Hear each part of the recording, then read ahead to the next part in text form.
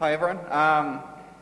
I'll quickly introduce myself. I'm Graham Stark. I'm the current brewmaster of the Pine Rivers Underground Brewing Society. We're a small Northside homebrew club. I want to say I'm no the only expert. I'm not the last word in recipe formulation, but I'm happy to be here, so thanks David for inviting us.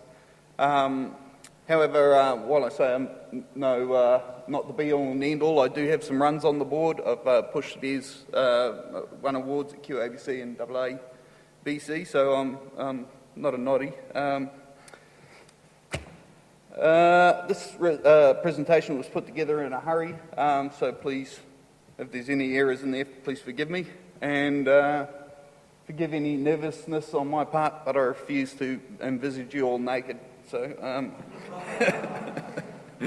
all right. The brief that I was given was how to design recipes that are balanced and taste good, and how to model clones. I was also asked to give a brief word on competition brewing, but seeing as Liam Ahern is doing a piece on that later, I've skipped that piece. If you want to make good beer, the first point is you should have a goal in mind when you start formulating your recipe. If you want to brew a competition beer as opposed to a session beer, you'll make slightly different judgments on what ingredients you might want to throw into the recipe. A competition IPA, you might want to make that larger gravity, larger bitterness to make it stand out from the field a little bit, whereas a session beer at home, you might want it to be a little bit more approachable for all of your mates, you know, not just your craft brewing mates. So those sort of factors can come into the decisions that you are going to make when you're making your recipe. So, as I say, always start with a goal in mind. Brewing good beer is all about experience. The more you taste beer, the more you play with ingredients, the more you taste what other people are doing with ingredients, the better basis you have to form decisions on recipe formulation. So, you know, it's a hobby that needs to be tasted to be understood. You know, it's a dirty job, but we've all got to get out there and do it. Yeah. So, if you don't have the experience, if you are working from an area of you haven't approached this particular type of recipe before, well then the most obvious way of going about starting to come up with an idea about how to formulate the recipe is to rely on other people's experience. People who've been there and done that before you. There are quite a few resources available to homebrewers these days. You all know them. There's the books, the internet, brewing software. Is, you know, as Brad was saying earlier today, the software's got heaps of tools we've built into the software that can enable you to hone your recipes, get yourself into the right area that you want to be. Brew clubs are a fantastic resource. My brewing has come along in leaps and bounds since I joined pubs, and you know everyone who I've spoken to about clubs says the same thing.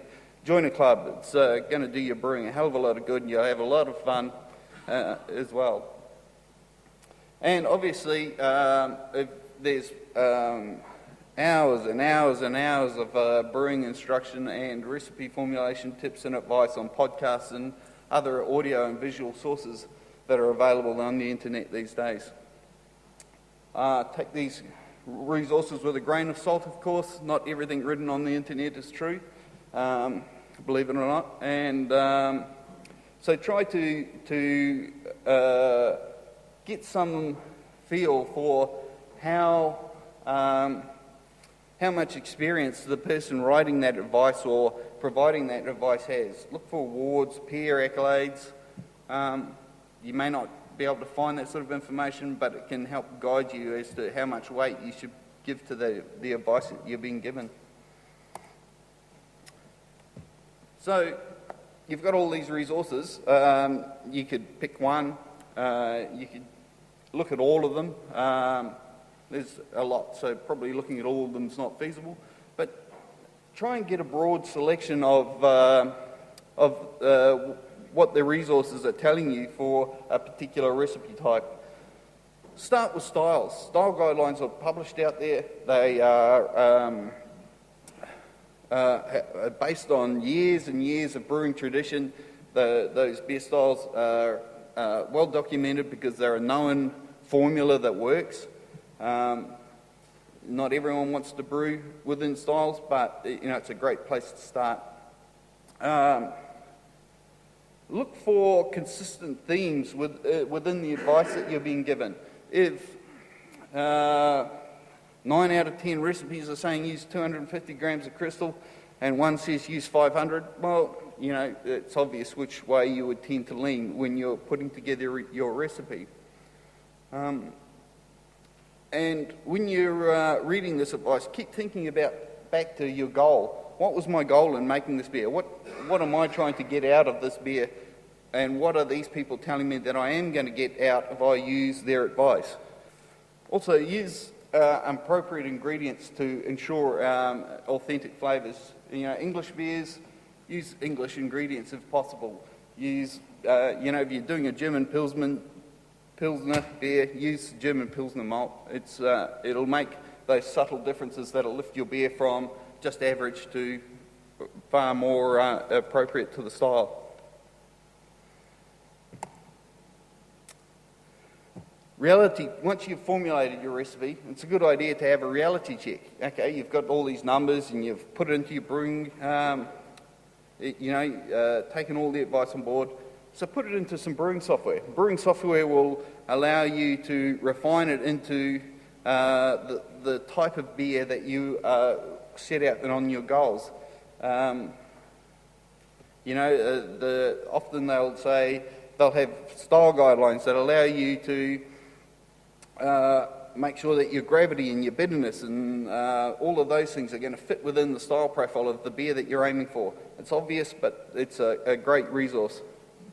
If you aren't confident still, take it to someone that you think might be confident. Homebrew clubs.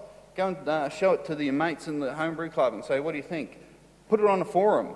Ask advice. AHB and I can't think, there's several other great Aussie forums out there that you'll get plenty of advice from people who just want to give you advice. Just try as hard as you can to tap into the experience of others. Once you have brewed your beer and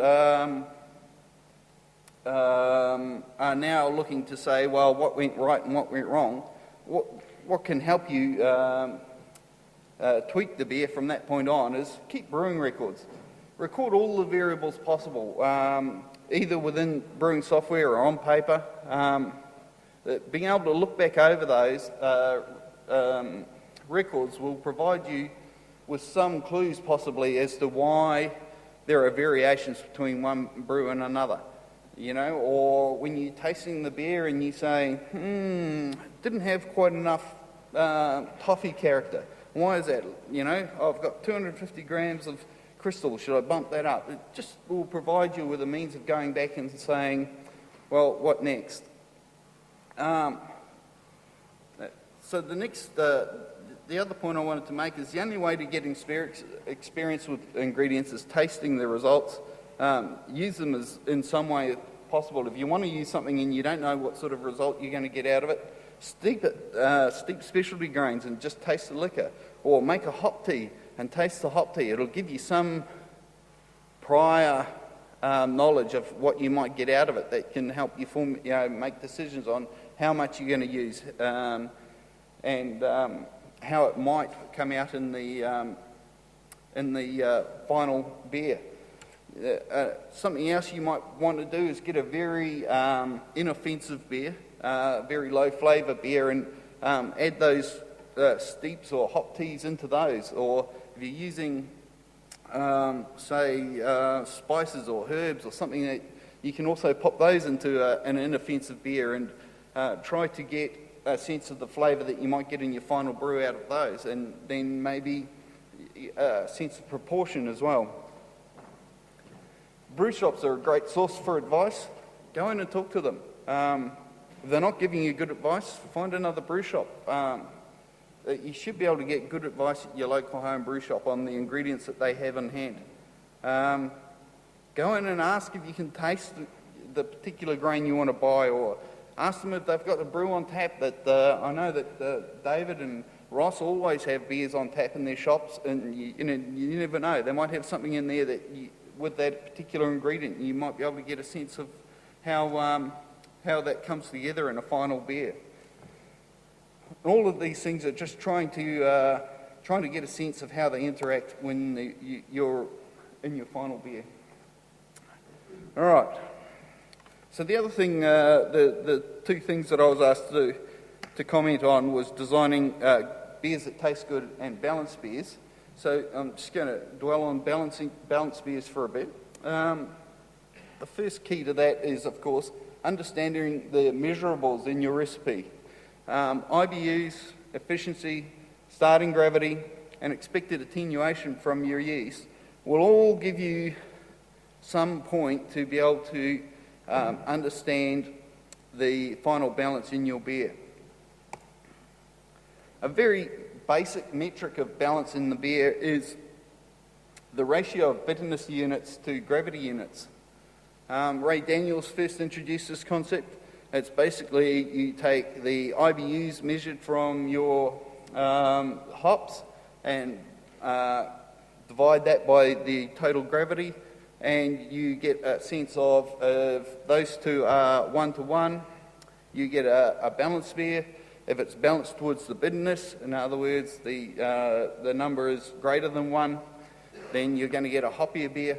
The more that goes towards, the higher it gets away from 1, the more bitter it'll be. And conversely, if the number is under 1, you're going to get a maltier beer. This is fine, unless you've got a beer that's going to be highly attenuative, or there are some situations where this concept doesn't work so well. And so there is another concept out there called balance value.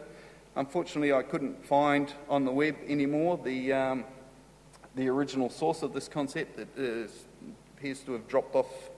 But anyway, so what the balance value attempts to do is attempts to say that the amount of attenuation is also an important factor. If you've got a beer that finishes quite low, then it's going to have less residual sweetness than a beer that finishes, above 1010. So what they have done with this equation, which is down the bottom here, is they have weighted the gravity components, the final gravity, Fg, more than the original gravity, which is the Og. This is just another simple way of trying to get a sense of how the final beer will taste in terms of bitterness or maltiness. It's a very simple calculation, and many of the homebrew software packages now have this incorporated, including P.U.B.S, which we saw earlier on today. Here's a little plot that just highlights how you can apply that to most of your common styles. The values are all in there, and that website down the bottom there has a nice little calculator for back calculating that to get the number of IBUs you want from a balanced value and an original gravity.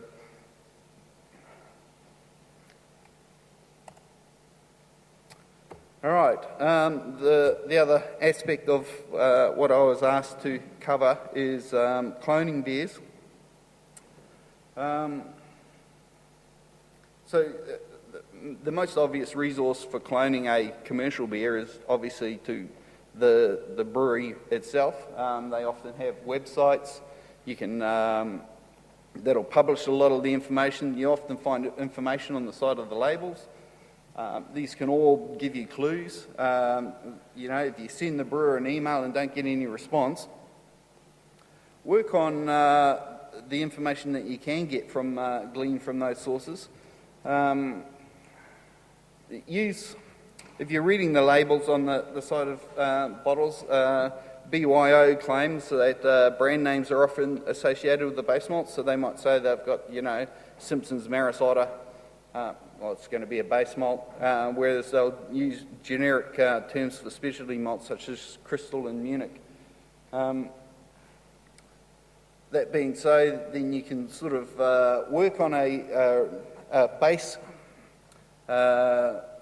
ratio for the base malt of 80 to 90%. This is going to be a little bit of experience is going to come into that.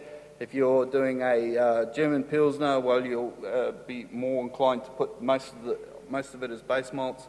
If it's something that's no definable style, well, you're just going to have to take a guess initially. Keep your specialty malts low initially, keep them to under 500 grams. Try to probably even half of that as a first pass.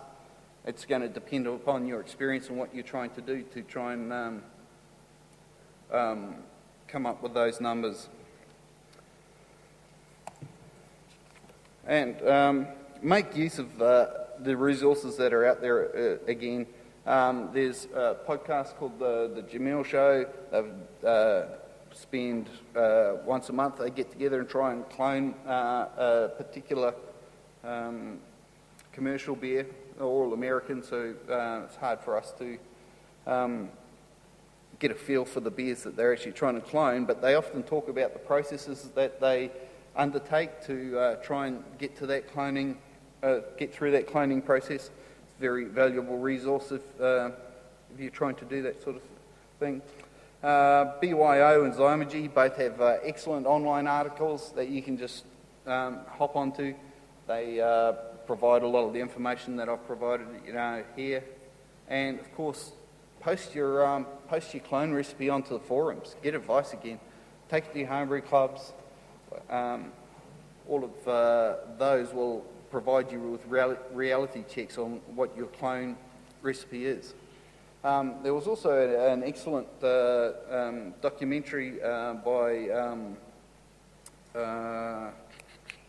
Sam Calgione from Dogfish Head on the methods that he went through on brewing different really wacky stuff. The systems that he used to come up with those recipes is quite a useful watch, and I highly recommend that. And I will call that quits there.